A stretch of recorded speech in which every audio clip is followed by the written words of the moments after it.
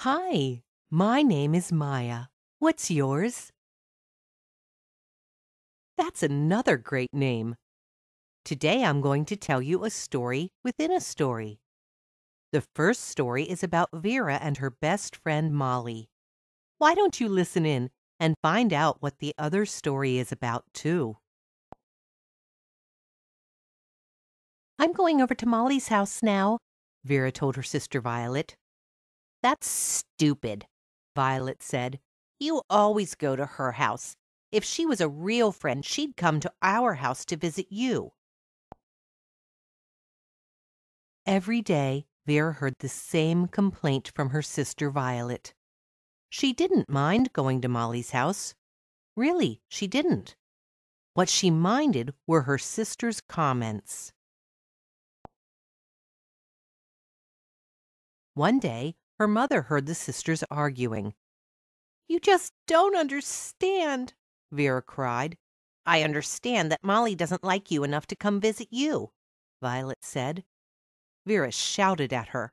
"That's not true!" Their mother burst into their bedroom. "Children," she said, "stop fighting." Vera ran to her mother and wrapped her arms around her. "Violet," her mother said, "that's enough."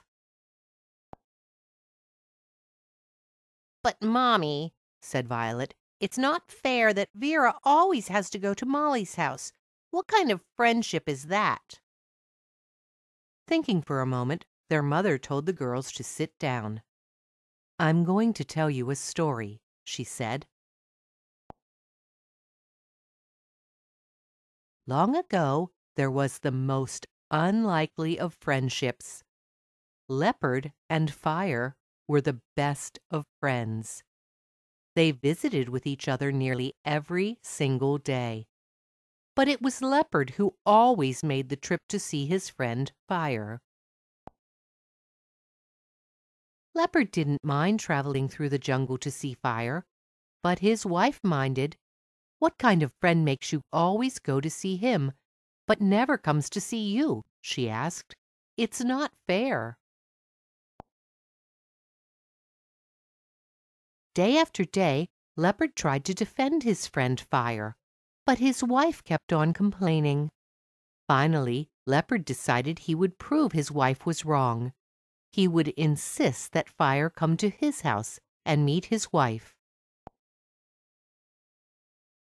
Of course, Fire had all sorts of excuses. "I don't like to go far from my home and family," he said. "But Fire," Leopard said, "I'm not fond of leaving my home either. But if I didn't, I would never see you. And I enjoy your company." "And I enjoy yours," Fire agreed. "Fine.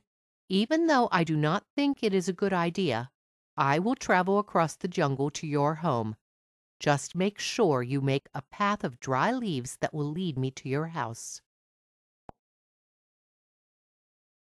Overjoyed, Leopard did exactly as Fire asked, carefully placing one dry leaf after another all the way home. When he arrived, he announced his good news to his wife. Clapping her paws together, she squealed, "Wonderful! I will prepare a special meal for your friend. We will share a feast."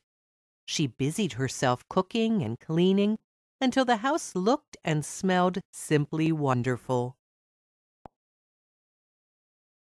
Leopard saw how excited she was. "I never realized how lonely my wife must have been every day when I left her to go to my friend's house," he said to himself. "I had never thought about her feelings."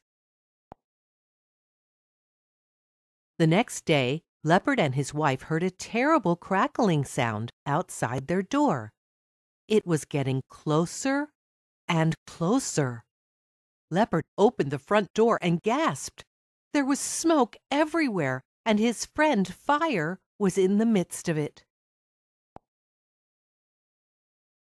He was burning hotter and brighter than Leopard had ever seen. Within seconds, the house caught on fire.